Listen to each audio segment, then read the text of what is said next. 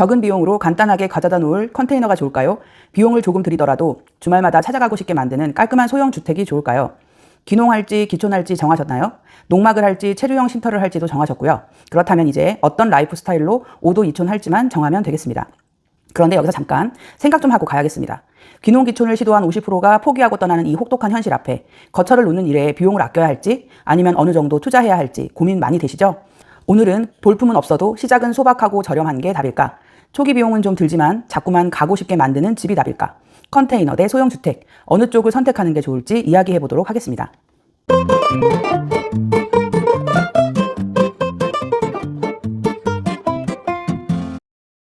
안녕하세요. 산촌의 내 집 짓기 김혜정입니다. 오늘 이야기를 시작하려면 농막의 역사를 짧게 훑어야 할 것 같습니다. 농막은 농업이 생계수단이었던 전통 농업시대부터 존재했습니다. 산업화가 시작되며 농기계가 발달하기 시작했고 그 시절에는 농기계 보관을 위한 창고가 필요해서 농막을 설치했습니다. 그러던 것이 1990년대에 들어서며 불법 건축물들이 우후죽순 생겨나기 시작했고 2000년대 초반 도시 탈피, 슬로우 라이프 트렌드가 확산되며 귀농 귀촌 열풍이 불기 시작하자 농막 외관의 고급화도 시작됐습니다. 농막이 세컨하우스 형태로 진화하기 시작한 건 2010년에 접어들면서입니다. 그렇게 지난 농막을 상시 거주지로 사용하는 사람들이 늘고 그에 따른 규제와 단속이 강화되기 시작한 게 2020년대. 이때부터 이동식 주택시장과 모듈러 주택시장이 급성장합니다. 귀농 귀촌을 꿈꾸시는 분들이라면 이미 수도 없이 많은 형태의 농막을 접해보았을 겁니다. 저는 귀촌 전에 여러 차례 이미 전원 생활에 발담근 지인의 초대를 받아 찾아간 경험이 참 많았습니다. 일종의 사전 답사, 사전 준비 이런 개념이었습니다. 어떤 곳은 부러워 죽을 만큼 멋진 별장 같은 곳이었고 어떤 곳은 그냥 컨테이너를 가져다 놓고도 별장 못지않게 전원생활 만끽 중인 곳이었습니다. 어떤 곳은 멀리 아파트 단지들이 보이는 도시 인근이었고 어떤 곳은 너무 깊은 산중이라 산짐승 출몰이 우려되어 야외에서의 시간이 좀 두려웠죠. 저마다 로망하는 전원생활이 있는 거니까 그 모든 분의 스타일을 존중합니다. 그래도 꼭 짚고 넘어가야 할 부분은 있습니다. 바로 거처의 형태입니다. 거처를 마련할 때는 반드시 가족도 만족하는 거처인가 자문해야 합니다. 퇴직을 앞두고 심사숙고해 땅을 구입한 지인은 퇴직 후 전원에서의 삶을 그리며 하나하나 미리 준비했습니다. 처음에는 주말마다 차를 몰고 달려가 밭을 일구고 그 밭을 보며 흐뭇하게 도시락을 먹었고 해가 떨어지면 다시 도시로 돌아왔죠. 그렇게 몇 달 지내다 그곳에서 주말을 보내고 싶은 욕심이 생겼고 고심 끝에 농막을 들여놓기로 합니다. 귀촌에 전혀 마음이 없던 아내에게 동의를 얻지 못할 게 뻔해 가장 싼 컨테이너를 사다 놓았고 수도시설, 화장실, 주방시설까지 모두 갖추며 아내가 주말마다 함께 해주기를 바랐습니다. 하지만 남편의 간곡한 부탁으로 함께 와본 아내는 허름하고 볼품없는 컨테이너 하우스에 더는 오고 싶어 하지 않았다고 합니다. 혼자 몇 해를 오고 가던 남편은 아내의 동의와 협조가 없자 결국 땅을 팔고 꿈을 접었다고 했습니다. 또 한 지인은 컨테이너 농막을 하나 사다 놓고 지내다 손님도 자주 오고 살림도 늘어나자 컨테이너 농막을 하나 더 사서 설치했습니다. 봄, 가을은 어찌어찌 잘 지냈는데 무더운 여름과 매섭게 추운 겨울은 농막에서 도저히 지낼 수 없다는 걸 알게 되자 다음해 봄 결국 소형으로 집을 지었습니다. 집의 형태를 갖추자 가족들이 농막을 찾기 시작했고 마당을 가꾸고 화초를 키우며 텃밭을 일궜다고 합니다. 지금은 남편보다 아내가 더 자주 친구들을 초대해 즐거운 전원생활 중이라고도 하더라고요. 귀농이든 귀촌이든 혼자서는 이루기 어렵습니다. 가족의 지원과 응원이 함께해야 가능하죠. 부부가 뜻이 하나로 모여 진행하는 귀농 귀촌이라면 두말할 것 없겠지만 혼자만의 희망으로 일궈가는 데에는 어려움이 있습니다. 그러니 나와 내 가족이 만족하는 거처를 만드는 일이 최우선이 되어야겠습니다. 거처의 중요성을 공감하셨기를 바랍니다. 그렇다면 농막 대체 가격이 얼마나 할까요? 농막을 그 목적과 용도에 따라 세 가지로 분류해 보았습니다. 적게는 300만 원부터 많게는 몇천만 원까지 가격이 고무줄입니다. 대체 농막 가격은 왜 이렇게 천차만별인 걸까요? 그건 바로 농막의 내부 구성 요소가 달라서입니다.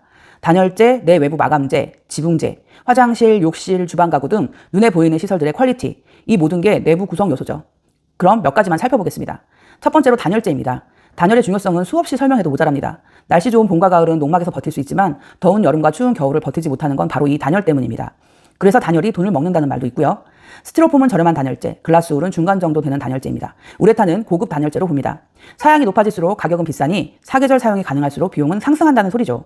두 번째는 창호, 즉 창문과 문입니다. 단열하면 창호를 빼고 얘기할 수 없는데요. 알루미늄 창호가 가장 저렴하고 대중적이 된 시스템 창호 이중창은 가격이 조금 비싸집니다. 그런데 요즘은 전원주택에 3중 유리 창호를 많이 사용합니다. 유리 3장 사이사이 공기 혹은 아르곤이나 크립톤 가스를 집어넣어 외부 온도 변화가 실내로 전달되지 않도록 막는 시스템을 이용한 창호입니다. 공법부터가 가격이 얼마나 비쌀지 상상하게 만들죠. 제가 처음 설치한 농막에는 알루미늄 일반 창이 설치됐습니다. 더운 공기도 찬 공기도 너무 잘 드나들어 힘들었습니다. 집을 짓기로 마음먹고 가장 공을 많이 들인 부분 중에 하나가 바로 이 창호였습니다. 결국 집을 지을 때는 3중 유리 창호를 선택하게 되었습니다.